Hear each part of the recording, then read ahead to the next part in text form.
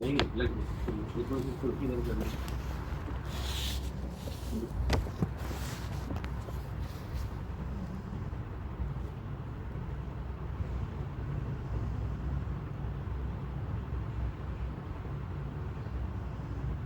तो अगर हमारी एक मैन्युफैक्चरिंग कंपनी है और हम एक प्रोडक्शन प्रोसेस में इन्वॉल्व है तो उसके लिए जरूरी है कि हमारे पास एक मैन्युफैक्चरिंग प्लेस हो।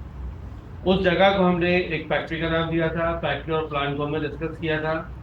फिर हमने ये डिस्कस किया था कि अगर एक मैन्युफैक्चरिंग फंक्शन जब एक फैक्ट्री के अंदर परफॉर्म किया जा रहा होगा तो उसमें अकेला प्लांट नहीं बल्कि पूरी की पूरी फैक्ट्री और उसके अंदर मुख्तलिफ जो डिपार्टमेंट्स हैं वो इन्वॉल्व होंगे और हर डिपार्टमेंट अपना एक फंक्शनल रोल प्ले कर रहा होगा। उसको बेस करते हुए हमने अपनी पूरी फैक्ट्री के दो हिस्से कर दिए थे। एक तरफ हमने डिस्कस किया था कि हमारे पास मैन्युफैक्चरिंग प्लेस है जिसको हम ने प्लांट का नाम दिया था, और दूसरी तरफ हमारे पास जो एडमिन ब्लॉक था जिसमें हमारे पास ऑफिसेस थे वो हमने अलग से ये चंद डिपार्टमेंट डिस्कस किए थे, और हर डिपार्टमेंट का हमने जो रोल था जो फंक्शन था वो भी डिस्कस किया था कि एडमिन का क्या फंक्शन है, एचआर का क्या फंक्शन है, R&D था हमारे पास, रिसर्च एंड डेवलपमेंट, मार्केटिंग था हमारे पास, सेलिंग, डिस्ट्रीब्यूशन, ये सारे पॉइंट्स हमने डिस्कस किए थे। तो स्लाइड पर हमने अपनी लास्ट क्लास एंड की थी। तो इसमें कोई प्रॉब्लम अगर है किसी को तो डिस्कस कर ले, कोई चीज पूछती है तो चले आगे बढ़ते हैं। अच्छा, अब ये क्लियर हो चुका है कि हम दो टाइप की जो प्रोडक्ट डिस्कस की थी, टेंजिबल एंड इनटेंजिबल। तो फिलहाल हम यहाँ पर अपनी जो टेंजिबल प्रोडक्ट है उसके ऊपर बात करेंगे।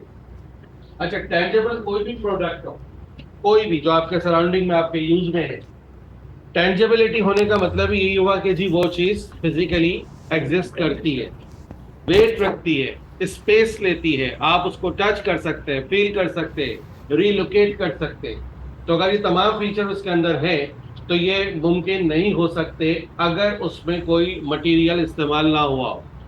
अब अगर आप वुड का फर्नीचर बना रहे हैं तो क्या वो विदाउट वुड बन सकता है? लेदर की जैकेट बना रहे हैं, विदाउट लेदर बन सकती है? या कोई भी टेंजिबल प्रोडक्ट बना रहे हो, क्या वो किसी टेंजिबल एलिमेंट को यूज किए बगैर बनाई जा सकती है? आंसर है नो। तो इसको बेस करते हुए हमने अपनी जो टेंजिबल प्रोडक्ट है उसको हमने कहा कि इसको बनाने के लिए उसमें 3 एलिमेंट ऑफ कॉस्ट यूज किए जाएंगे, और उन 3 एलिमेंट्स को हमने यहाँ पे डिस्क्राइब किया 3M। 3M में जो फर्स्ट M हमारे पास है वो बेसिकली है मटेरियल। मटेरियल का मतलब क्या हुआ? Raw material. अब रॉ मटेरियल आप देख सकते हैं कि हर प्रोडक्ट के अंदर कोई ना कोई रॉ मटेरियल है जिसकी बेस पर हम कहते हैं कि भाई ये वुड की बनी हुई।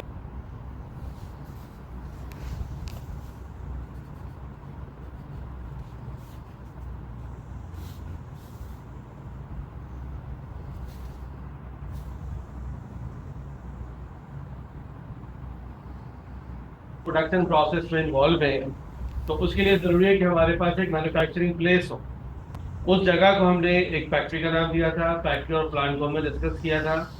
फिर हमने ये डिस्कस किया था कि अगर एक मैन्युफैक्चरिंग फंक्शन जब एक फैक्ट्री के अंदर परफॉर्म किया जा रहा होगा तो उसमें अकेला प्लांट नहीं बल्कि पूरी की पूरी फैक्ट्री और उसके अंदर मुख्तलिफ जो डिपार्टमेंट्स हैं वो इन्वॉल्व होंगे और हर डिपार्टमेंट अपना एक फंक्शनल रोल प्ले कर रहा होगा।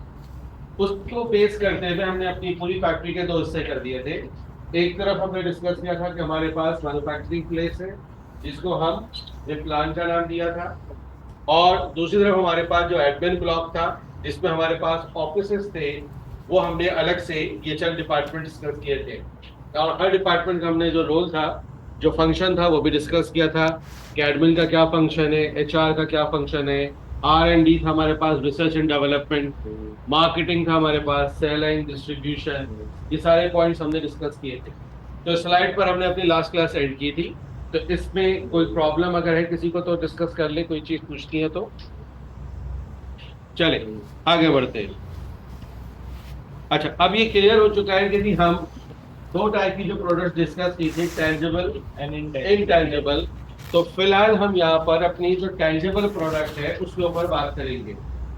अच्छा, टेंजिबल कोई भी प्रोडक्ट हो, कोई भी जो आपके सराउंडिंग में आपके यूज में है, टेंजिबिलिटी होने का मतलब यही हुआ कि जी वो चीज फिजिकली एग्जिस्ट करती है, वेट रखती है, स्पेस लेती है, आप उसको टच कर सकते हैं, फील कर सकते हैं, रीलोकेट कर सकते हैं। तो अगर ये तमाम फीचर उसके अंदर है तो ये मुमकिन नहीं हो सकते अगर उसमें कोई मटेरियल इस्तेमाल ना हुआ हो।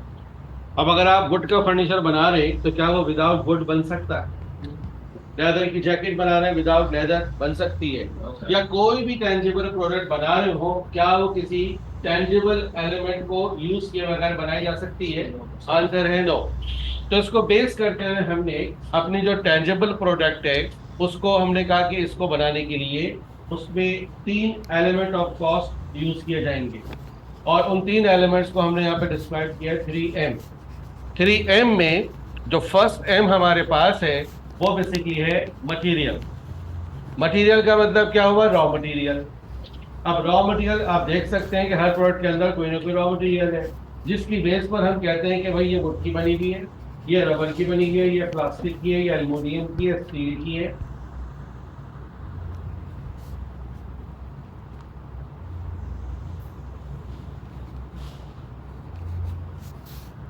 इस टाइप के हम कुछ अपना एक्सप्रेशन देते हैं। या सपोज कीजिए अगर हम कोई मेडिसिन देख रहे हैं या कोई मेडिसिन यूज कर रहे हैं तो मेडिसिन के उस लेवल के ऊपर लिखा हुआ होता है कि इसके अंदर कौन कौन से एलिमेंट किस परसेंटेज और किस फॉर्मूले और रेशो से इसके अंदर इस्तेमाल किए गए। आप कोई फूड आइटम इस्तेमाल कर रहे हैं, कोई खाने पीने का आइटम इस्तेमाल कर रहे हैं, जैसे आप देखते हैं रेसिपी कार्ड होता है, तो उस रेसिपी कार्ड के अंदर क्या बताया जाता है कि जी इस डिश में इंग्रेडिएंट्स यानी टेंजिबल इंग्रेडिएंट्स क्या होंगे, और उसको तैयार करने के लिए इन इंग्रेडिएंट्स की कितनी कितनी क्वांटिटी किस सीक्वेंस के अंदर इस्तेमाल की जाएगी, तब जाके वो प्रोडक्ट आपकी तैयार होगी। तो इसका मतलब हुआ कि ये पहला एलिमेंट है, ये रॉ मटेरियल का एलिमेंट है। रॉ मटेरियल बाय नेचर कोई लिक्विड भी हो सकता है, कोई गैस एलिमेंट हो सकता है, कोई सॉलिड आइटम हो सकता है, और आप किसी भी प्रोडक्ट के अंदर सिंगल रॉ मटेरियल की चीज बना नहीं सकते। उसमें एक वक्त में एक से ज्यादा टाइप का रॉ मटेरियल यूज होगा और इनका कॉम्बिनेशन होगा। अच्छा, जैसे भी हमने कहा रेसिपी कार्ड के हवाले से, तो क्या प्रोडक्ट को बनाने के लिए जितने भी इंग्रेडिएंट्स हैं सब इक्वल क्वांटिटी में इस्तेमाल होने चाहिए? नहीं, नो। कैलकुलेटेड यूज होना चाहिए, मेजर्ड यूज होना चाहिए, क्योंकि अगर वो कैलकुलेशन और मेजरमेंट आप इग्नोर कर देंगे तो प्रोडक्ट के फीचर्स खत्म हो जाएंगे। जैसे मेडिसिन है, मेडिसिन में जो चीज फॉर एग्जाम्पल 0.1% है उसको आप 10% यूज कर लें, और जो 0.5% है उसको आप परसेंटेज चेंज कर दें, तो वो जो मेडिसिन के अंदर जो बेनिफिट है, एक यूटिलिटी है जो लास्ट क्लास में हमने डिस्कस की थी, वो यूटिलिटी नहीं रहेगी और वो प्रोडक्ट किसी के काम की नहीं रहेगी। तो ये जरूरी है कि जितना भी रॉ मटेरियल आप यूज कर रहे हो, चाहे वो लिक्विड हो, सॉलिड हो, गैस हो, वो बाकायदा मेजर्ड हो, कैलकुलेटेड हो और एक सीक्वेंस में उसको इस्तेमाल किया जाए। तो पहला एलिमेंट हमारे पास हो गया रॉ मटेरियल प्रोडक्ट को तैयार करने में। दूसरा, ये रॉ मटेरियल खुद से तो प्रोडक्ट नहीं बन सकता जब तक कि आप ह्यूमन फैक्टर इसके अंदर इन्वॉल्व ना करें, यानी इंसानों को कनेक्ट ना करें। उन वर्कर्स को जो बनाने वाले वर्कर्स हैं, आपके मैन्युफैक्चरिंग वर्कर्स हैं, उनको कनेक्ट किए बगैर, उनके स्किल्स को और एक्सपर्टीज को यूज किए बगैर आप ये काम नहीं कर सकते। तो जो दूसरा एलिमेंट आ जाएगा हमारे पास वो है मैन पावर। इसमें हम लेंगे अपने मैन्युफैक्चरिंग वर्कर्स। अच्छा, वर्कर्स की कुछ टाइप्स होती हैं वो आगे जाकर हम पढ़ेंगे, लेकिन यहाँ पर जब हाईलाइट किया है मैन्युफैक्चरिंग वर्कर, ये बिल्कुल वैसे ही है कि जैसे फॉर एग्जाम्पल आप किसी होटल में जाते हैं, तो होटल में अगर आप कोई खाना पीने का कोई डिश आपने मंगवाई है, तो जो आपको डिश सर्व कर रहा है, तो क्या वो डिश उसने तैयार की होगी? तो ये डिश बनी कहाँ हो? पीछे किचन में।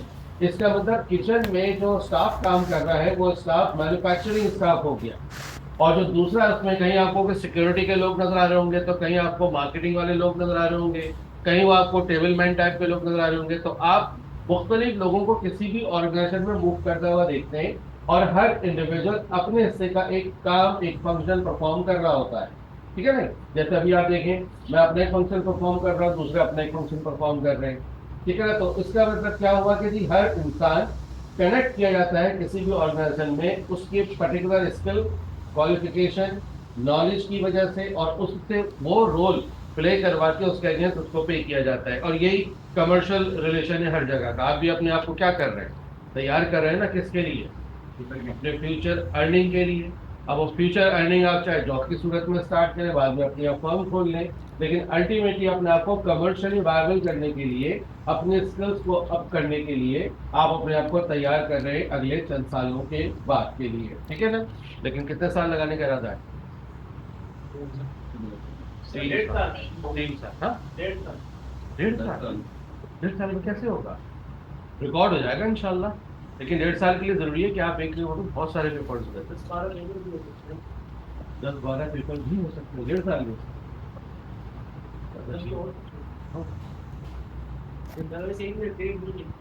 हाँ, एक दो केस हुए दुनिया में, ठीक है ना। हाँ, एक बार एक केस से बहुत यंग एज के अंदर जो है वो जल्दी कंप्लीट किया, बट वो रेयर है। नॉर्मली हम एग्जाम्पल देते हैं ना, वो नॉर्मल की देते हैं, क्योंकि जो टाइप के नॉर्मल केसेस होते हैं वो रेयर है, परसेंटेज कम होती है।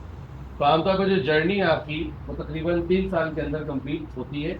आपने इतनी अगर आप कोशिश कर लें कि 14 साल ना हो, तो ये भी एक बड़ी अचीवमेंट है। और अगर कंप्लीट कर लें कम टाइम के अंदर, बहुत ही अच्छा हो जाएगा, बड़ी वाह वाह होगी। हम भी जिक्र करेंगे, क्या नाम है? उमैर। आप लोग जिक्र करेंगे वो उमैर हमारे साथ में पढ़ता था, ठीक है ना। मैं बोलूँ मुझे एहसास हुआ कि उसको उमैर को मैंने शुरू में कुछ पढ़ाया, नाम रोशन होगा, ठीक है। अच्छा जी, मैन्युफैक्चरिंग वर्कर क्लियर हो गया। अब मटेरियल भी है, वर्कर भी है, लेकिन वर्कर को काम करने के लिए मशीनें चाहिए। तो जो तीसरा एलिमेंट यहां पर हमारे पास आएगा वो होगी हमारी मशीन। अच्छा, मशीन का मतलब कोई जरूरी नहीं है कि बहुत ही हैवी किस्म की सोफिस्टिकेटेड टाइप की मशीन। आप किसी भी किस्म का टूल भी यूज कर रहे हैं तो वो भी मशीन की डेफिनेशन में आएगा, ठीक है ना। अब नॉर्मली होता है क्या कि कुछ प्रोडक्ट्स ऐसी होती हैं जो मैन मेड होती हैं या हैंड मेड होती हैं। तो अगर वो हैंडमेड या मैन मेड है तो इसका मतलब उसके ऊपर जो काम किया जा रहा है वो मैनुअली किया जा रहा है। अब वो मैनुअल काम करने में लाइट मशीन टूल्स वगैरह इस्तेमाल किए जाते हैं। लेकिन बाद जगह क्या होता है कि आपके पास हाईली सोफिस्टिकेटेड और एक ऑटोमेटिक प्लांट होता है। तो उस प्लांट में आपने जो मशीनें इंस्टॉल की हुई होती हैं उनका जो प्रोडक्शन के अंदर रोल होता है वो रोल आपके पास यहाँ तीसरे एलिमेंट की सूरत में आएगा। तो मटेरियल ये एक टेंजिबल एलिमेंट है, लेबर टेंजिबल नहीं है, लेबर एक सर्विस है। आप वर्कर को अगर हायर कर रहे हैं तो वर्कर को जो आप पे कर रहे हैं वो किस चीज के अगेंस्ट पे कर रहे हैं? उसकी सर्विस के अगेंस्ट। इसी तरीके से मशीनें भी सर्विस दे रही हैं, और मशीनें सर्विस देने के लिए जब चलाई जा रही हैं तो या तो वो पेट्रोल या डीजल से चल रही हैं या वो बिजली से चल रही हैं। तो उनके लिए भी कोई ना कोई आपने मजीद एक सेटअप लगाया हुआ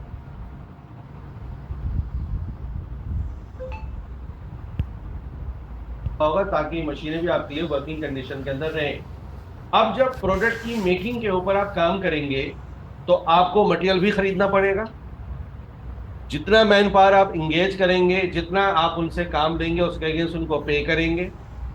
जितनी भी मशीनें आप चलाएंगे उन मशीनों की कोई ना कोई ऑपरेटिंग कॉस्ट होगी। तो इसका मतलब अगर आपसे पूछ रहा है कि भाई ये शू या ये जो पेयर है ये आपने फैक्ट्री में किस कॉस्ट के ऊपर बनाया, तो आप इवेल्युएट करके बताएंगे कि भाई इस प्रोडक्ट के अंदर हमने कौन कौन सा मटेरियल, ठीक है, किस क्वालिटी का कितनी क्वांटिटी में इस्तेमाल किया है, और ये रॉ मटेरियल किस प्राइस पर हमने खरीदा। तो उसकी कॉस्टिंग करके आपने मटेरियल की कॉस्ट लॉक कर दी। फिर आपने कहा जी इसको बनाने के लिए मैंने 3 या 4 टाइप के वर्कर्स को इंगेज किया। हर वर्कर का जितना टाइम लगा मिनट्स में या आवर्स में उसकी आपने कैलकुलेशन की। और दूसरी बात आपको ये भी मालूम है जितने भी वर्कर्स हैं सबके स्किल्स सेम नहीं होती, तो सबका रेट भी सेम नहीं होता। जो ज़्यादा टेक्निकल काम होता है जिसमें ज़्यादा स्किल्स चाहिए होती हैं वहाँ रेट भी ज़्यादा होता है। तो आपने डिफरेंट स्किल्स के वर्कर्स को उस प्रोडक्ट को बनाने के लिए इंगेज किया, डिफरेंट रेट्स के ऊपर उनको पे किया, तो ये दूसरी कॉस्ट भी आ गई। फिर आपने कहा कि जी कौन कौन सी मशीनें इसके लिए कनेक्ट की गई, उन मशीनों का भी हिसाब किताब किया। अच्छा, मशीनों का हिसाब किताब सबसे मुश्किल है। जैसे अभी हम यहाँ पर ये सेशन कर रहे हैं, इस सेशन में हम मुख्तलिफ टाइप की मशीनें यूज़ कर रहे हैं। हमारे पास जो है वो कूलिंग के लिए जो है वो एसी भी चल रहा है, तो हमारे पास जो प्रोजेक्टर भी चल रहा है, तो हमारे पास इंटरनेट के हवाले से फिर लैपटॉप, बिजली की बाकी चीज़ों की जो अप्लाइंसेज, सब पर कोई ना कोई मशीन की इन्वॉल्वमेंट है। लेकिन अगर हम उसकी कॉस्टिंग करने जाएं कि भाई ये जो प्रोजेक्टर यूज़ किया जाएगा इस पूरे सेशन में आज के दिन में, तो उसकी आज के दिन की आज की क्लास की कॉस्ट क्या होगी, या जितने भी हम लाइट पॉइंट यूज़ कर रहे हैं लाइट पॉइंट्स में जब वो हमको बिजली इस्तेमाल करके लाइटिंग दे रहे हैं तो इस किसी भी एक पर्टिकुलर लाइट की कॉस्ट क्या होगी। इस चीज को एक्यूरेटली कैलकुलेट करना तकरीबन नामुमकिन है, और इग्नोर करना भी नामुमकिन है।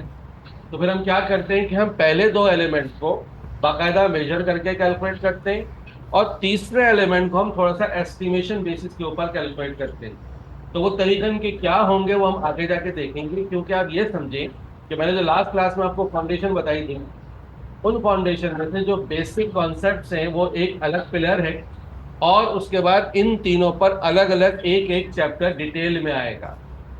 और जब ये तीन अलॉन्ग विद बेसिक कॉन्सेप्ट ये कवर होंगे तब जाके हमारी फाउंडेशन पूरी हो जाएगी। ठीक है भाई, या तो कोई इशू? चले आगे बढ़ते हैं। अच्छा जी, अब हम बात करते हैं एक एक एलिमेंट के ऊपर अलग अलग। पहले हम बात करेंगे मटेरियल के ऊपर। मटेरियल के ऊपर वैसे भी हमने बात कर ली, थोड़ी सी और डिटेल में देखेंगे, एक एक चैप्टर डिटेल में आएगा। और जब ये तीन अलॉन्ग विद बेसिक कॉन्सेप्ट ये कवर होंगे तब जाके हमारी फाउंडेशन पूरी हो जाएगी। ठीक है भाई, या तो कोई इशू? चले आगे बढ़ते हैं। अच्छा जी, अब हम बात करते हैं एक एक एलिमेंट के ऊपर अलग अलग। पहले हम बात करेंगे मटेरियल के ऊपर। मटेरियल के ऊपर वैसे भी हमने बात कर ली, थोड़ी सी और डिटेल में देखना है। पहली बात, मटेरियल को आप रॉ मटेरियल पहले समझें, फिर उस रॉ मटेरियल में से दो टाइप्स निकलेंगी। रॉ मटेरियल क्या है जी? Physical contents, substance, parts, ingredients, components, किसी भी किस्म की ऐसी चीज जो कि आप किसी प्रोडक्ट की मैन्युफैक्चरिंग में यूज कर रहे हैं। कहीं वो इंग्रेडिएंट कहलाएगा, तो कहीं वो रॉ मटेरियल कंपोनेंट कहलाएगा, कहीं वो पार्ट कहलाएगा, कहीं वो उसके सब्सटेंस कहलाएगा जो उसमें इस्तेमाल किया गया। कोई केमिकल हो सकता है लिक्विड फॉर्म में, कोई सॉलिड आइटम हो सकता है, कोई गैस आइटम हो सकता है। अब जैसे आप जो कोल्ड ड्रिंक यूज कर रहे होते हैं तो उसके अंदर वो क्या है? कंप्रेस्ड गैस है, ठीक है, उसको लिक्विड फॉर्म के अंदर कन्वर्ट किया गया। तो ये जो प्रोसेस और उसके अंदर जो जो रॉ मटेरियल भी इस्तेमाल हुआ वो सारा का सारा इधर आ जाएगा। इस रॉ मटेरियल को हम दो ब्रॉड कैटेगरीज में डिवाइड करते हैं, डायरेक्ट मटेरियल और इनडायरेक्ट मटेरियल। डायरेक्ट मटेरियल हमारा प्राइमरी मटेरियल है, इनडायरेक्ट मटेरियल हमारा सेकेंडरी मटेरियल है। अच्छा, प्राइमरी और सेकेंडरी का मतलब मेन, और दूसरा जो उसके लिए इस्तेमाल किया जा रहा है एज अ हेल्प कह लीजिए। कहते हैं तीन बुलेट्स के अंदर डायरेक्ट मटेरियल हमारा बेसिक मटेरियल है। इसको जब हम प्रोडक्ट में यूज करेंगे तो ये बाकायदा मेजर्ड और बाकायदा इसको ट्रेस किया जा सकेगा, और इसके अपने फीचर्स प्रोडक्ट की क्वालिटी में रिफ्लेक्ट होंगे। फॉर एग्जाम्पल, वुड का एक फर्नीचर है। वुड का जब फर्नीचर हम कह रहे हैं तो वुड सबसे मेन मटेरियल होगा। अच्छा, वुड की भी आपको पता है कि वुड की क्वालिटीज होती हैं।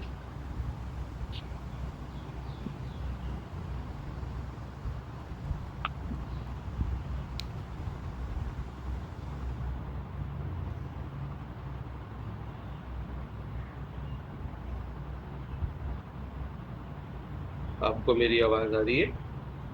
अब आ रही है? अब आ रही है? Yes. ठीक आ रही है?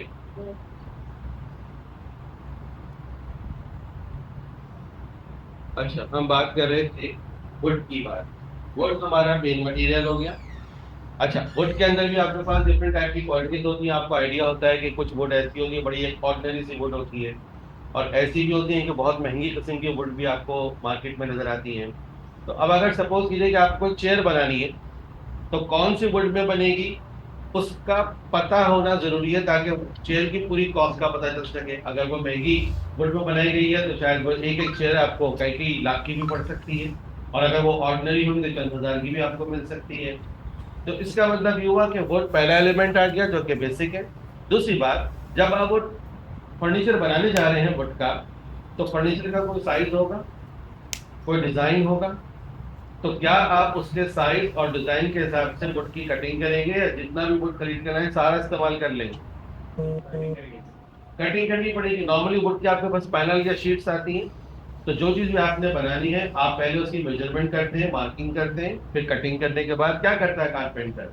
कटिंग करने के बाद वुड के दो टाइप के पीसेस अलग कर देता है। एक तरफ वो पीसेस रखता है जिनको वो आपस में ज्वाइन करेगा तो वो फर्नीचर की शक्ल में कन्वर्ट हो जाएंगे, और एक तरफ ऑफ कट्स होंगे जो कि एक तरीके से बेकार टुकड़े हैं। या टेलर की एग्जाम्पल ले लें। आप टेलर के पास जाते हैं सूट सिलवाने के लिए, मार्केट से आपने अनस्टिच कपड़ा परचेज किया और जाके टेलर को दे दिया। उसके बाद टेलर क्या करेगा? आपने जो उसको डिजाइन साइज मेजरमेंट बताई है, जो उसने अपने पास नोट की हुई है, तो आपके जाने के बाद वो सबसे पहले पूरे के पूरे जो अनस्टिच कपड़ा है उसकी मेजरमेंट करके आपके बताए हुए डिजाइन और मेजरमेंट के हिसाब से उसकी मार्किंग करेगा। उनके पास आपने देखा होगा स्पेशल चौक होता है, ठीक है, उसके ऊपर वो उसकी मार्किंग करेंगे। फिर उस मार्किंग के हिसाब से उसकी कटिंग करके दो टाइप के पीस अलग कर देंगे। एक तरफ जितने पीसेस उनको सूट में कन्वर्ट करेंगे उनको अलग कर दिया और ऑफकट टाइप के पीसेस अलग कर दिए। बाद में स्टिचिंग करने के बाद क्या करेंगे, वो जो कपड़े के टुकड़े स्टिच करने थे वो उसको जब स्टिच करेंगे तो वो सूट के अंदर कन्वर्ट हो जाएगा। ऐसा होगा, हर जगह ये होता है। मार्केट से आप कोई वेजिटेबल लेकर आते हैं अपनी किसी डिश में यूज करने के लिए, तो क्या 100% वेजिटेबल आप डिश में यूज कर लेते हैं? मार्केट से आप जो भी फ्रूट लेकर आते हैं क्या 100% फ्रूट खा लेते हैं? तो इसका मतलब ये हुआ कि हर जगह हमारे पास एक कॉन्सेप्ट आता है वेस्टेज का, ठीक है ना। तो इसका मतलब हर चीज पूरी इस्तेमाल नहीं की जाती, लेकिन कितनी यूज करनी है अगर आप इसको बाकायदा मेजर करें और इसके बाद इसको यूज करेंगे तो वो आपका क्या बन जाएगा, डायरेक्ट मटेरियल।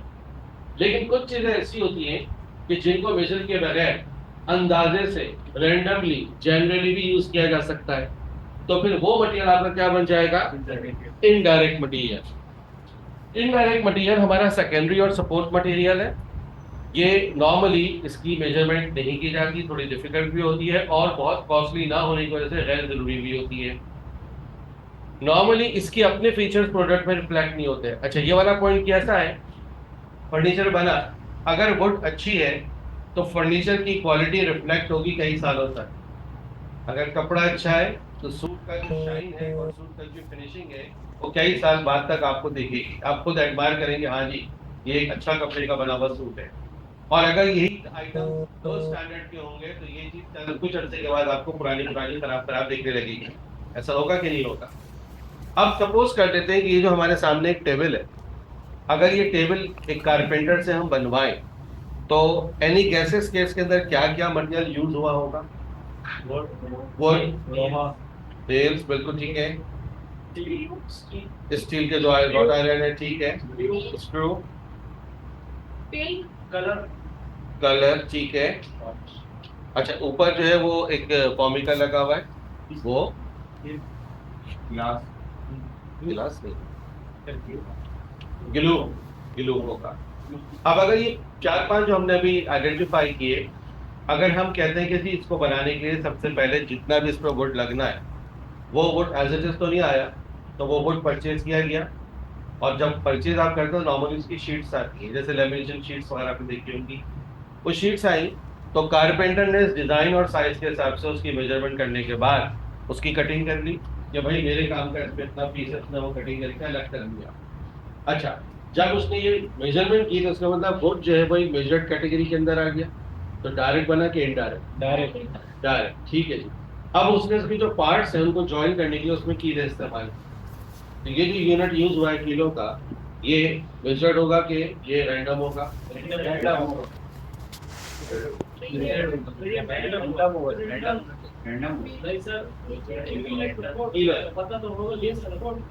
नॉर्मली ये मेजर्ड नहीं होता।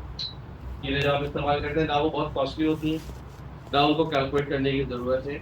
हाँ, स्क्रूज नट बोल्ट्स काउंटेड होते हैं क्योंकि जो आपने उसके हिसाब से स्पेस बनाया हुआ होता है। फॉर एग्जाम्पल आपने यहाँ पे 2 होल किए हुए, 2 नट बोल्ट लगेंगे, 2 होल वहां पर है फ्रेम पर फिट करने के लिए, तो वो तो मेजर्ड है।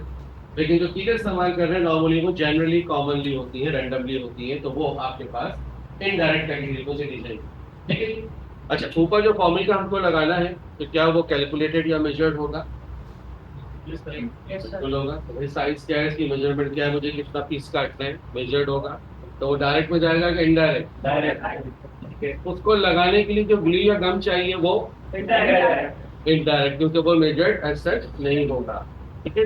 अच्छा, इसी तरीके से जिसके ऊपर कलर या वार्निश वगैरह हमने किसी किस्म का इस्तेमाल किया है वो भी इनडायरेक्ट कैटेगरी में आ जाएगा क्योंकि उसका आप मेजरमेंट नहीं करेंगे। चलो थोड़ी देर में बाद में डिस्कस करते हैं अटेंडेंस के बाद।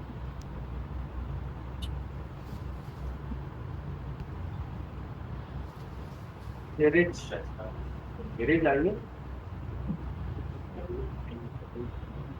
अहमद हमदानी,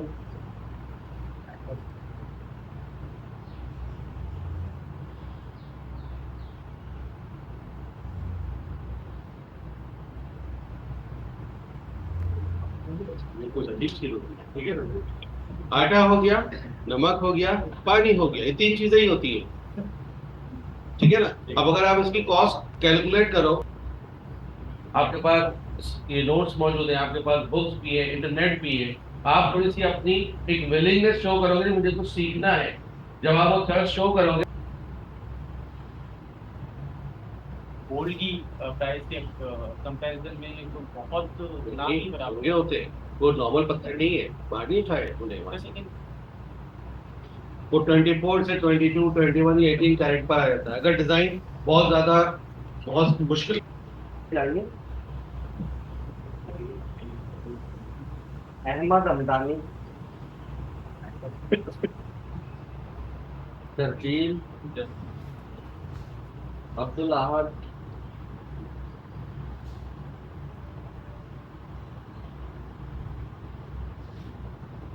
लाइन है और सूट का जो फिनिशिंग है वो कई साल बाद तक आपको दिखेगी। आप खुद एडमायर करेंगे, हाँ जी ये एक अच्छा कपड़े का बना हुआ सूट है। और अगर यही आइटम्स दो स्टैंडर्ड के होंगे तो ये चीज कुछ अर्से के बाद आपको भी पड़ सकती है, और अगर वो ऑर्डिनरी होगी तो चंद हजार की भी आपको मिल सकती है। तो इसका मतलब ये हुआ कि वो पहला एलिमेंट आ गया जो कि बेसिक है। दूसरी बात, जब आप वो फर्नीचर बनाने जा रहे हैं वुड का, तो फर्नीचर का कोई साइज होगा और बहुत कॉस्टली ना होने की वजह से गैर जरूरी भी होती है। नॉर्मली इसके अपने फीचर्स प्रोडक्ट में रिफ्लेक्ट नहीं होते हैं। अच्छा, ये वाला पॉइंट कैसा है, फर्नीचर बना, अगर वुड अच्छी है तो फर्नीचर की क्वालिटी रिफ्लेक्ट होगी कई सालों तक। अगर कपड़ा अच्छा है तो सूट का जो शाइन है और सूट का जो फिनिशिंग है वो कई साल बाद तक आपको दिखेगी। आप खुद एडमायर करेंगे, हाँ जी ये एक अच्छा कपड़े का बना हुआ सूट है। और अगर यही आइटम्स दो स्टैंडर्ड के होंगे तो ये चीज कुछ अर्से के बाद आपको पुरानी पुरानी खराब खराब दिखने लगेगी। ऐसा होगा कि नहीं होगा? अब सपोज कर लेते हैं कि ये जो हमारे सामने एक टेबल है, अगर ये टेबल एक कारपेंटर से हम बनवाएं तो एनी गैसेस के इसके अंदर क्या क्या मटेरियल यूज हुआ होगा? वो लोहा, टेल्स बिल्कुल ठीक है, स्टील के जो रॉड आयरन है ठीक है, स्क्रू, कलर, कलर ठीक है,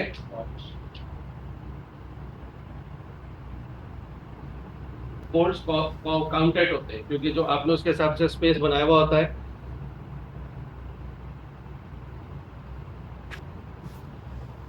तरकील, अब्दुल अहद, थैंक यू।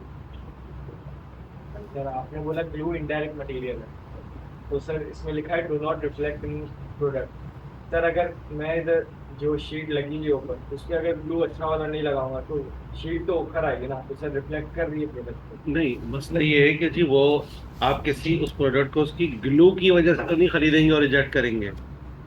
वुड की वजह से आप उसके बारे में एक राय बना सकते हैं। ग्लू में आप थोड़ा सा फॉर एग्जांपल ये हटा हुआ दिख भी रहा था, आप इस नुक्स को क्या कहेंगे, चलो ये तो इतना बड़ा मैटर नहीं करता, इसको लगाएंगे ठीक हो जाएगा। लेकिन अगर वुड ऐसा है कि वुड में भी आपको मतलब उसमें भी कीड़े वगैरह और इस टाइप की कैफियत होती है, वुड झड़ रहा है, वुड जो है वो आपको कमजोर लग रहा है, नरम हो रहा है, तो फिर वो तो फर्नीचर आपके लिए एक्सेप्टेबल नहीं होगा। यानी वो मटेरियल जिसकी इंपॉर्टेंस सेकेंडरी हो जाती है वो इनडायरेक्ट रोल में चला जाता है। बट इसका मतलब ये नहीं है कि प्रोडक्ट की मेकिंग में हमें इनडायरेक्ट मटेरियल चाहिए ही नहीं, बिल्कुल चाहिए। जैसे गोल्ड की ज्वेलरी है, गोल्ड की ज्वेलरी में आपके पास मेन एलिमेंट क्या है? गोल्ड। इसके अलावा दूसरा जो मेन एलिमेंट है वो जो स्टोन लगाए जाते हैं वो भी एलिमेंट है। लेकिन इसके अलावा दो और एलिमेंट है। पहली बात, गोल्ड को शेप में लाने के लिए वो प्योर गोल्ड शेप में नहीं आ सकता, जो 24 कैरेट होता है वो बहुत सॉफ्ट होता है, तो आप उसको हार्ड करते हैं। तो हार्ड करने के लिए आप उसके अंदर जो एक एलॉयज और इस टाइप की चीजें होती है ना, वो आप उसके अंदर मिक्सअप करता है। कैडमियम है एक एलिमेंट, वो उसके अंदर मिलाया जाता है। उसकी वजह से क्या होता है, गोल्ड हार्ड हो जाता है लेकिन उसके जो कैरेट्स हैं वो कम हो जाते हैं। वो 24 से 22, 21 या 18 कैरेट पर आ जाता है। अगर डिजाइन बहुत ज्यादा बहुत मुश्किल किस्म का डिजाइन है तो उसके कैरेट कम ही होते हैं ताकि आपका जो ज्वेलरी है वो हार्ड हो सके। तो कैडमियम मिला है हमने गोल्ड में। दूसरा, जो स्टोन लगाए जाते हैं उनको लगाने के लिए एडहेसिव मटेरियल, कोई ग्लू या गम स्पेशल जो होता है वो यूज किया जाता है। तो इसका मतलब इस पूरे गोल्ड के सेट में 4 एलिमेंट आ गए, गोल्ड, स्टोन, कैडमियम, ग्लू। अब अगर इनकी हम बात करें, रेटिंग करें, तो इसके अंदर डायरेक्ट मटेरियल क्या लग रहा है? गोल्ड और केमिकल नो, गोल्ड और स्टोन ये डायरेक्ट है, कॉस्टली भी है, ये मेन है, आप इस पूरे गोल्ड को, इस पूरी की पूरी ज्वेलरी को इन दो की चीजों के ऊपर रेटिंग कर रहे होंगे, ठीक है ना। आप उसके अंदर कितना कैडमियम यूज हुआ उस पर रेट नहीं कर रहे होंगे, कैसा ग्लू लगा हुआ उस पर रेट नहीं कर रहे होंगे। ये अलग बात है कि डिफेक्ट हो सकता है कि किसी जगह ग्लू सही नहीं लगा तो स्टोर हट गया, तो आप क्या कहेंगे, दोबारा लगा दो, ठीक है ना। तो यूं उसकी इंपॉर्टेंस के हिसाब से हमें थोड़ा सा डायरेक्ट इनडायरेक्ट मॉडल को डिफरेंशिएट करना है, ठीक है ना। यस, लेकिन इंडायरेक्ट मटेरियल उसकी क्वालिटी भी तो बहुत ज़्यादा इफेक्ट करेगा ना। जैसे अगर फॉर एग्जांपल ग्लू अच्छी नहीं लगी, सही से नहीं लगी, तो उसको देखने में अच्छा नहीं होगा। अगर कोई शर्ट है बहुत अच्छा महंगा है, लेकिन उसमें बटन 5 रुपये वाले सस्ते से बिल्कुल लगे, मतलब टूटा हुआ है कोई कैसा है, तो उसकी क्वालिटी बिल्कुल आपकी बात दुरुस्त है, लेकिन अगर आप बटन की कॉस्ट को कंपेयर करें ओवरऑल सूट की कॉस्ट के अंदर, तो क्या परसेंटेज बनेगी। 0.1%। अगर एक पूरा का पूरा तैयार सूट फॉर एग्जाम्पल 10,000 का है, तो बटन की कॉस्ट क्या होगी, हजारों में तो नहीं हो सकती, 100, शायद 100 से भी ऊपर ना हो, चलो लगा लो, बहुत ही महंगा किस्म का आपने बटन लगा दिया, शायद 100 का, 150, 200 का होगा, बहुत महंगा नहीं होगा। हाँ, अगर आप उसके अंदर गोल्ड के बटन लगा रहे हैं, सिल्वर के बटन लगा रहे हैं, तो वो फिर वो नॉर्मल से हटके हो गया, यस, फिर वो डायरेक्ट हो गया। जैसे गोल्ड की जो आपने बात की, उसमें जो पत्थर लगे थे वो गोल्ड की प्राइस के कंपैरिजन में तो बहुत ना ही बराबर महंगे होते हैं, वो नॉर्मल पत्थर नहीं है, बाहर नहीं उठाए उन्हें वहां से, लेकिन गोल्ड की प्राइस से अगर कंपेयर करें ना, तो कुछ भी नहीं बनता। कुछ भी नहीं, ठीक ठाक महंगे होते हैं। आप जब उसके अंदर मुख्तलिफ किस्म के ये डिपार्टमेंट इधर का है, बताओ जरा चार पत्थरों के नाम। लो, सबसे बड़ा पत्थर मार दिया उन्होंने, डायमंड, सर, अगर अब वो तो गोल्ड से भी ऊपर निकल गया। diamond ना हो, उसके अलावा चलो डायमंड गिराओ तो चलो, रूबी और इस टाइप की चीजें आती है, इनकी जरा कॉस्ट निकालने, ये बड़े महंगे महंगे पत्थर है, जब ये रेंज जाएगा तो वो पत्थर पड़ेंगे ऊपर से, ठीक है ना। तो कंपैरेटिवली हाँ, अगर वो ऑर्डिनरी है तो अलग बात है, लेकिन नॉर्मली अगर वो ऑर्डिनरी है तो डायरेक्ट कैटेगरी में रहेगा ही नहीं, इनडायरेक्ट में चला जाएगा। या प्लीज पेंसिल कोई ना खेलो, एक बैकग्राउंड म्यूजिक चलता रहता है। हाँ जी, इस स्क्रीन पे कोई इशू। अच्छा, ये पहली बार जब बच्चे पढ़ते हुए थे, आपकी कॉस्ट अकाउंटिंग से ही पहली मुलाकात हो रही है, तो एकदम से हर चीज फर्स्ट टाइम पढ़कर फर्स्ट टाइम समझ में आ जाए, ऐसा नहीं होता। आपको पहले चीज समझना चाहिए 50%, और आप और फोकस करते हैं, थोड़ी सी परसेंटेज बढ़ जाती है, अंडरस्टैंडिंग बनते बनते टाइम लगता है। उसके बाद भी डे एंड के ऊपर कुछ स्टूडेंट्स ऐसे होते हैं जो स्पीड के साथ होते हैं, मुझे समझ में आ गया, कुछ स्टूडेंट्स ऐसे होते हैं जो 50-50 होते हैं, और कुछ को समझ में नहीं भी आएगा होता, ठीक है ना। तो हर स्टूडेंट को अपना पता है। अब जिसके साथ जो इशू होगा वो आके प्लीज टीचर से डिस्कस करो, आपस में डिस्कस करो। और अगर आप बहुत ज्यादा शाय हो, फ्रंट पे आना नहीं चाहते, तो ठीक है, आपके पास अदर रिसोर्सेज मौजूद है, ठीक है ना। आपके पास ये नोट्स मौजूद है, आपके पास बुक्स भी है, इंटरनेट भी है। आप थोड़ी सी अपनी एक विलिंगनेस शो करोगे, मुझे कुछ सीखना है, जब आप वो थर्स्ट शो करोगे तो आपको कहीं ना कहीं सबका आंसर मिलना शुरू हो जाएगा, ठीक है भाई। सर आपने गोल्ड में जो केमिकल की बात की, उसे तो हम मेजर करते हैं। बिल्कुल मेजर करते हैं, सर इसमें लिखा है मेजरमेंट। रोटी खाते हैं हम, उसमें क्या क्या होता है, आटा और नमक, तेल नहीं होता, ऊपर लगाते हैं। नहीं नॉर्मल रोटी है, ठीक है ना। आटा हो गया, और पानी, बिल्कुल अजीब सी रोटी, ठीक है ना। आटा हो गया, नमक हो गया, पानी हो गया, ये तीन चीजें ही होती है, ठीक है ना। अब अगर आप इसकी कॉस्ट कैलकुलेट करो तो आटे की कॉस्ट ज्यादा होगी, उसके बाद नमक की कॉस्ट होगी, पानी को तो आप लिफ्ट ही नहीं करोगे, ठीक है ना। तो क्या पानी मेजर नहीं हुआ उसके अंदर, रैंडमली यूज किया गया, बहुत नाजुक चीज है, क्योंकि वो फिर चीजें आउट हो जाती है, इसलिए उसका मतलब उसमें हर चीज की क्वांटिटी किसी ना किसी हद तक मेजर्ड है। बट अगर आप कंपेयर करेंगे बाकी रॉ मटेरियल्स के मुकाबले में, तो वो बेसिकली उसका जो रोल है वो निस्बतन सेकेंडरी हो जाएगा। इशू ये है, ठीक है भाई। अच्छा, इस पर अभी और काम होगा, मैं आपको एक एक्सरसाइज दे रहा हूँ, आपके हैंडआउट में मौजूद है। अच्छा चलो, हैंडआउट वाले कितने ऐसे बच्चे हो गए थे, 2, 1, 2, और किसकी पहली क्लास है, आपसे पहले क्लास कैसी की।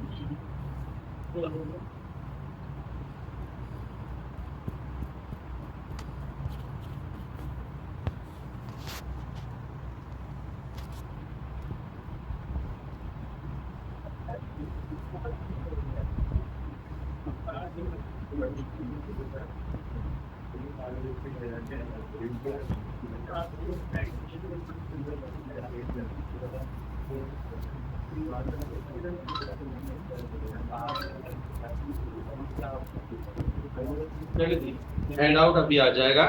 जब तक हैंड आउट नहीं आ रहा हम अपना काम शुरू करते, क्योंकि क्वेश्चन आपके पास नहीं लिया स्क्रीन पर तो नजर आएगा। अच्छा जी, हैंड आउट में आपके पास एक क्वेश्चन है। यहाँ आपको कुछ चीजें दी गई हैं और आपको इनको रीड करके ये डिसाइड करना है अपनी अंडरस्टैंडिंग के हिसाब से कि ये डायरेक्ट हो सकता है या इनडायरेक्ट मटीरियल। डायरेक्ट मटीरियल है तो डायरेक्ट में टिक कर दीजिए, इनडायरेक्ट में समझ में आ रहा है तो इनडायरेक्ट में टिक कर दीजिए, ठीक है ना। यहाँ पे सिर्फ एक वक्त में इतने रिफ्लेक्ट हो रहे हैं, यहाँ तक नहीं है, ये आगे तक, यहाँ से आई तक आ रहे हैं, कहाँ तक नहीं है, पी तक है, तो आपने पी तक कर दिया।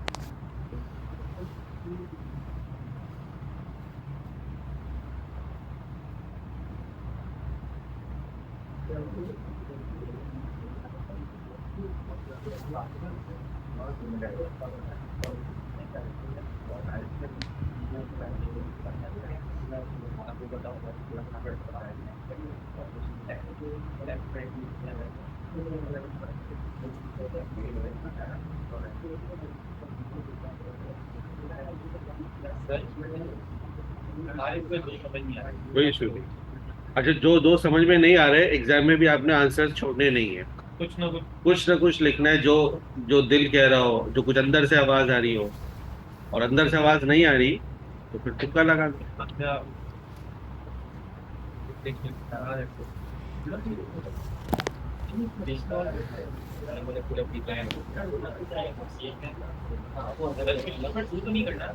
ना ना, सिर्फ क्वेश्चन नंबर 1, क्योंकि अभी हमने सिर्फ मटेरियल पढ़ा है, अभी हमने लेबर के ऊपर बात नहीं की। ओके,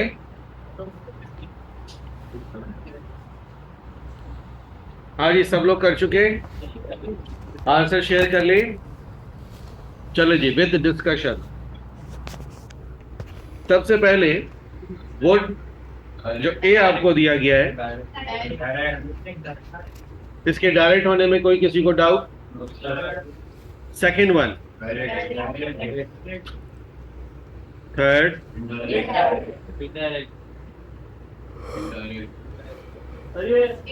समझा रहे सर? कौन सा?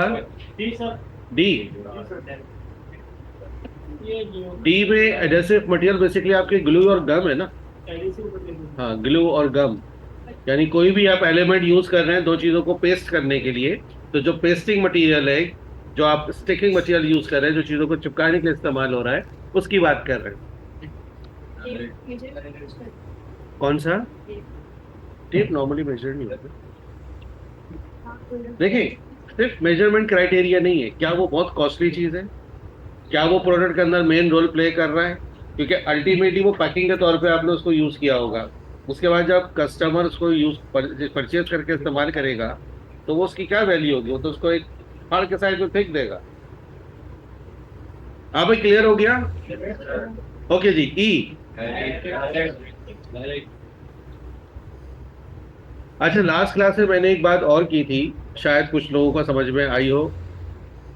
मैंने एक बात की थी कि नॉर्मली स्टडीज़ में हमारे पास मुख्तलिफ टाइप की हमारी अपनी कुछ इंटरनल वीकनेसेस होती हैं, ठीक है ना। हमें उन वीकनेसेस को आइडेंटिफाई करके उनको एड्रेस करने की ज़रूरत है। सबसे बड़ी वीकनेस आती है हमारे पास लैंग्वेज बैरियर, ठीक है ना।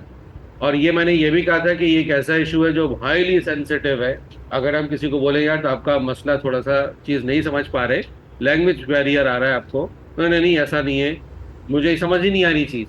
तो चीज़ समझ में ना आना, देखें दो चीज़ें होती हैं, एक होता है जी लिखा हुआ क्या है, और एक उसकी टेक्निकलिटीज़।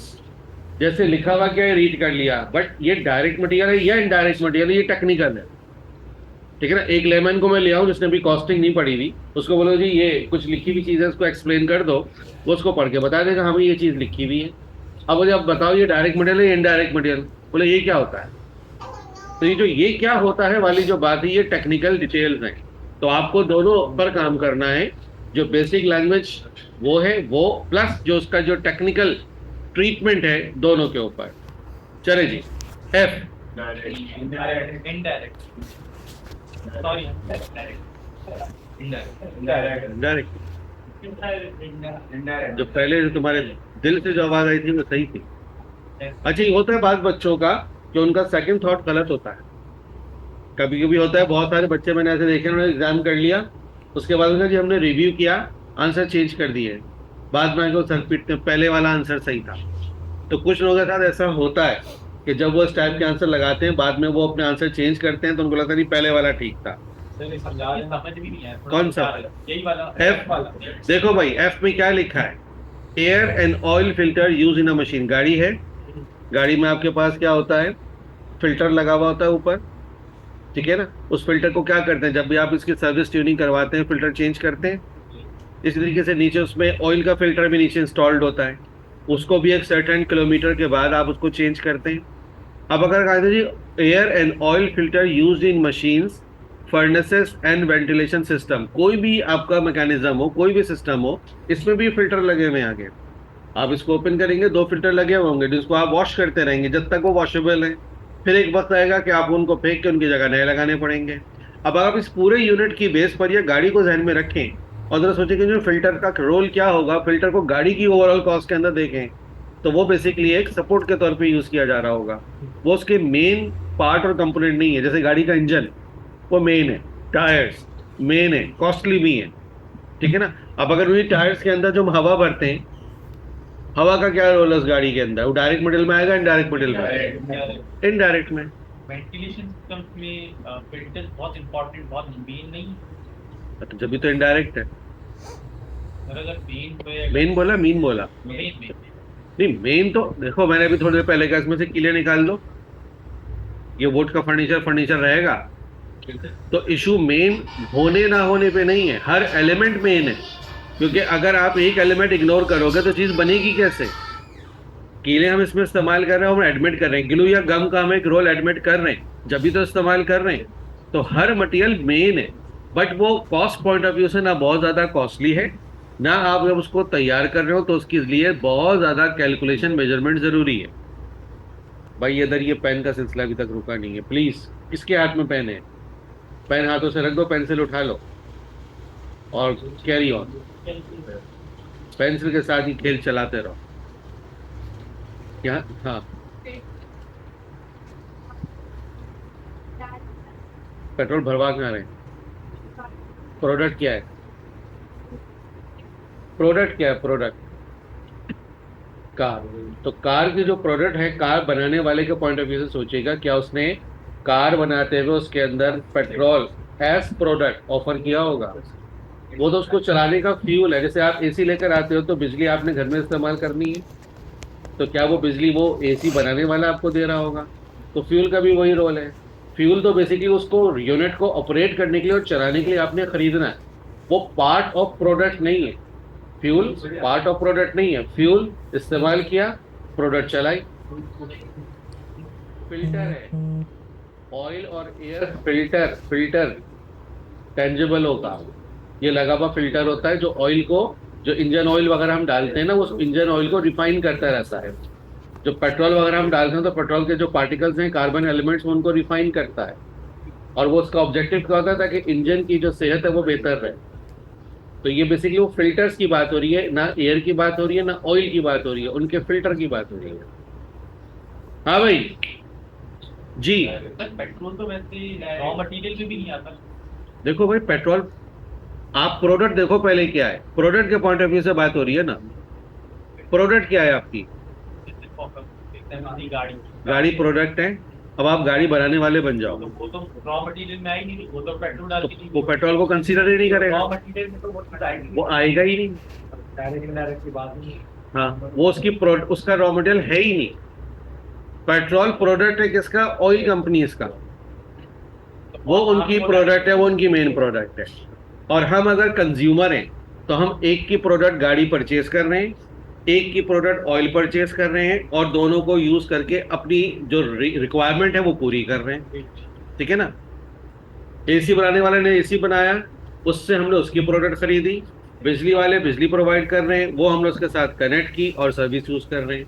मोबाइल बनाने वाला कोई और, सिम बनाने वाला कोई और, सर्विस प्रोवाइडर अलग होगा, ठीक है। लेकिन मोबाइल को चलाने के लिए, चार्ज करने के लिए आपको बिजली चाहिए, वो कुछ और। तो आपको एक पूरी फैसिलिटी लेने के लिए 3 प्रोडक्ट खरीदनी पड़ी। हार्डवेयर खरीदना पड़ा मोबाइल मैन्युफैक्चरर का, ठीक है ना। सिम जो प्रोवाइडर है आपका, सर्विस प्रोवाइडर जिससे आपने कनेक्शन लिया, उससे आपने सिम और सर्विस परचेज की। और इस यूनिट को मुसलसल चलाने के लिए, चार्ज करने के लिए आपने बिजली परचेज की। तो ये 3 अलग प्रोडक्ट्स की आपने अलग अलग पेमेंट की। लेकिन अगर मैं मोबाइल बना रहा हूं, तो मेरी जो प्रोडक्ट है वो मोबाइल की हद तक है, सिम मेरी प्रोडक्ट नहीं है, इसमें इस्तेमाल होने वाली बिजली मेरी प्रोडक्ट नहीं है, ठीक है ना। बास कंपनीज होती है वो प्रोडक्ट बनाती है, उसकी बैटरी नहीं बनाती। बैटरी क्या करनी पड़ती है आपको, बाहर से अलग से लेनी पड़ती है। तो वो डिक्लेयर करेंगे कि ये हमारी प्रोडक्ट नहीं है, प्रोडक्ट आप बाहर से खरीदेंगे, ठीक है जी। डायरेक्ट किसी को लगा, हाँ ये है क्या, सिक्योरिटी के लिए वर्कर्स को आप जो ग्लव्स, ग्लासेस, हेलमेट्स, जैकेट्स, इस टाइप की चीजें दे रहे हैं वर्कर को, तो क्या ये हमारी प्रोडक्ट है? ये प्रोडक्ट पर इस्तेमाल होगी ही नहीं। एक मिनट, नहीं नहीं, पूरा तो पढ़ो, है क्या लिखा हुआ, क्या है वो तो पढ़ो पहले। हाँ भाई, एक ओ भाई, ये है क्या, ये गाड़ी का हिस्सा ही नहीं है।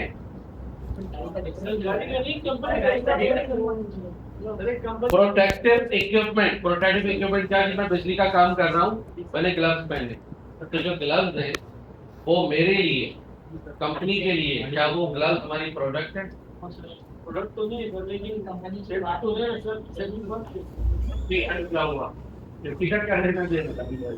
अच्छा, आप बाहर निकलते हो, बाहर जैसे बाहर में इस पे काम कर रहे हैं वेल्डिंग का, तो अगर उसने कोई ग्लासेस लगाए हुए होंगे ताकि कोई आंख में कोई इसमें जो है वो इसका कोई रिफ्लेक्शन ना हो, तो ये इसकी सेफ्टी है ना।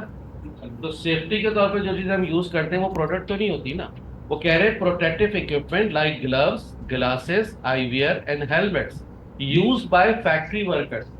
फैक्ट्री के वर्कर्स जो कि प्लांट में काम करने में, प्रोडक्ट को बनाने में, अपनी हेल्थ एंड सेफ्टी की सिक्योरिटी के लिए जो चीजें इस्तेमाल कर रहे हैं for safety protocol.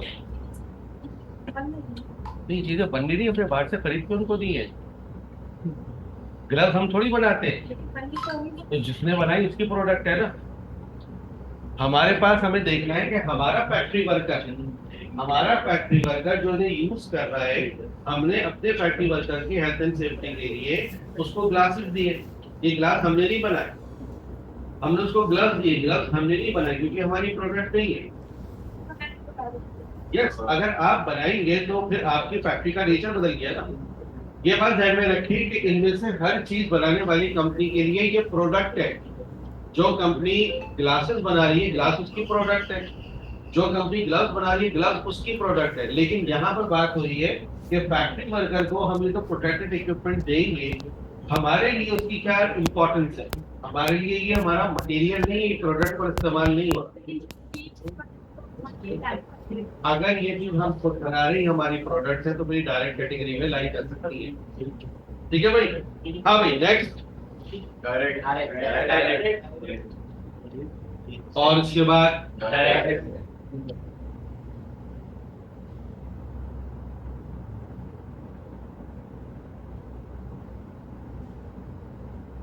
Normally direct और इनडायरेक्ट को समझने के लिए आपको पहले ये समझना जरूरी है कि हमारी कंपनी प्रोडक्ट क्या बना रही है, हमारी प्रोडक्ट क्या है, और फिर आपको ये देखना पड़ेगा उस प्रोडक्ट पर ये रॉ मटेरियल जो यूज हो रहा है ये उस प्रोडक्ट का हिस्सा है, उस प्रोडक्ट पर इस्तेमाल किया जा रहा है, मेनली इस्तेमाल किया जा रहा है, मेजरमेंट के साथ इस्तेमाल किया जा रहा है, कॉस्टली मटेरियल है।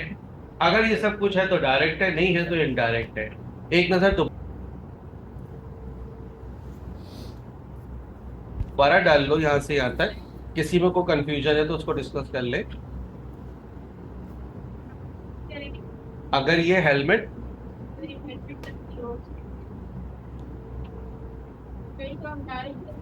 नहीं तो फिर वो बात क्लियर नहीं होगी ना, मतलब फिर आपने चंद चीजों का जिक्र कर दिया।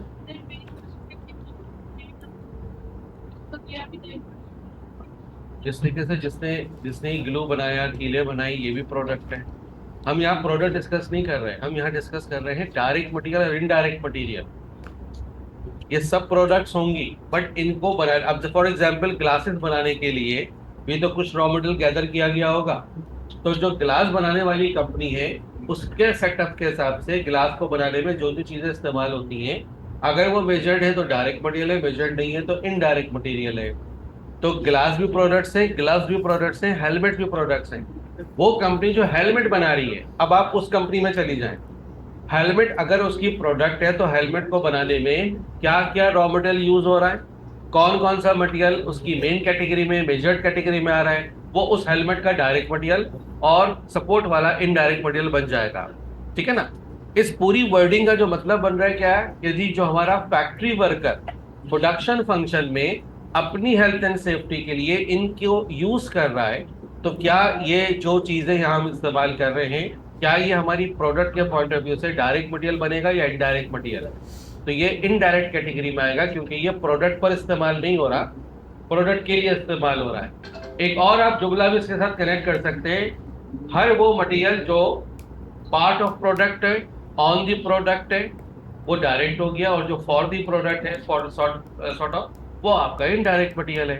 ये जितनी भी चीजें ये आप प्रोडक्ट में इस्तेमाल नहीं कर रहे, प्रोडक्ट बनाने के लिए इस्तेमाल कर रहे हैं। ठीक है। अभी इस टाइप की कुछ और चीजें भी आएंगी आहिस्ता आहिस्ता, जैसे मैंने कहा ये चीजें हम पढ़ते जाएंगे, कहीं गलती करेंगे, डिस्कस होगा, फिर बात समझेंगे, फिर आगे बढ़ेंगे। ठीक है भाई। नेक्स्ट,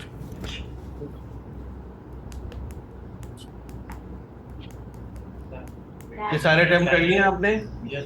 ठीक है जी, पहला वाला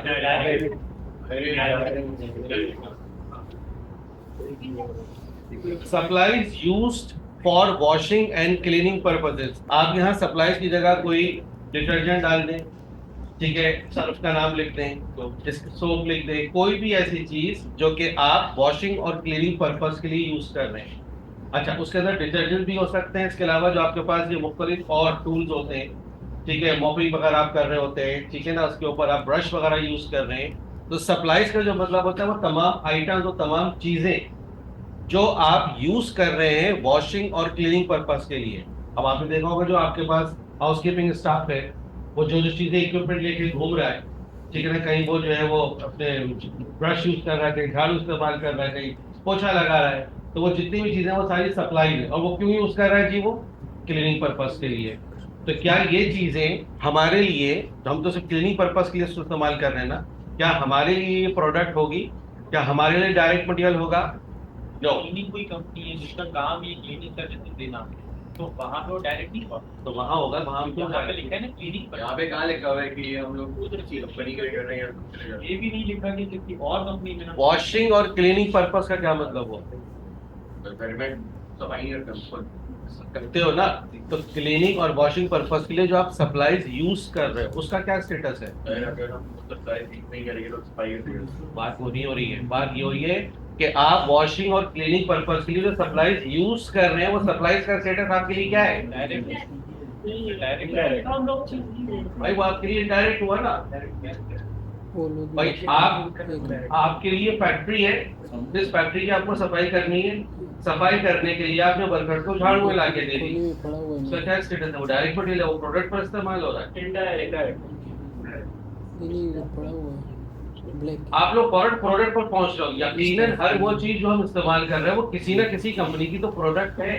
आप उसके पीछे मत जाओ, आप अपनी कंपनी में रहो, अपनी फैक्ट्री में रहो कि जी मेरी फैक्ट्री के लिए मैं जो ये काम कर रहा हूँ, तो मेरे लिए मटेरियल क्या मेरी प्रोडक्ट के लिए डायरेक्ट है कि इनडायरेक्ट है? यहाँ पे ये चीज कहाँ मेंशन है कि हमारी जो अगर मैं घर के लिए कर रहा हूँ, फैक्ट्री है, घर की तो हम बात करते नहीं ना, कंपनी कहाँ लिखा हुआ है? तो हमने डे वन से बात की कि जी हम बात कर रहे हैं बिजनेस की। बिजनेस घर में बैठे नहीं होता था थोड़ी देर और घर में बैठ के भी बिजनेस होता है वो बैठे बैठे बिजनेस नहीं होता। बिजनेस की पहली लाइन में डेफिनेशन में क्या है कि कोई एक्टिविटी होना जरूरी है। घर में एक्टिविटी तो हो रही है सर कौन सी एक्टिविटी हो रही मैं है? घर में बैठ कर कुछ बना रहा हूँ तो घर ही आपकी फैक्ट्री है, वो घर घर आपकी फैक्ट्री है पर घर कहीं ना कहीं घर भी तो है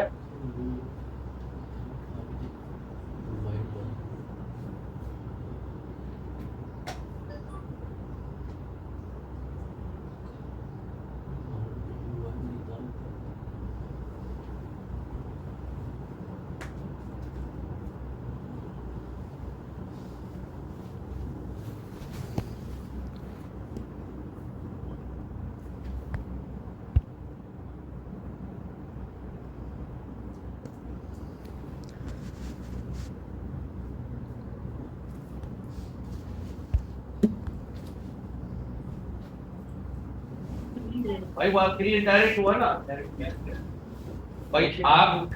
आपके लिए फैक्ट्री है, इस फैक्ट्री की आपको सफाई करनी है। सफाई करने के लिए आपने वर्कर्स को झाड़ू में लाके दे दी, उसका क्या स्टेटस है? वो डायरेक्ट मटेरियल है, वो प्रोडक्ट पर इस्तेमाल हो रहा है। इनडायरेक्ट आप लोग प्रोडक्ट पर पहुंच रहे हो। यकीनन हर वो चीज जो हम इस्तेमाल कर रहे हैं वो किसी ना किसी कंपनी की तो प्रोडक्ट है।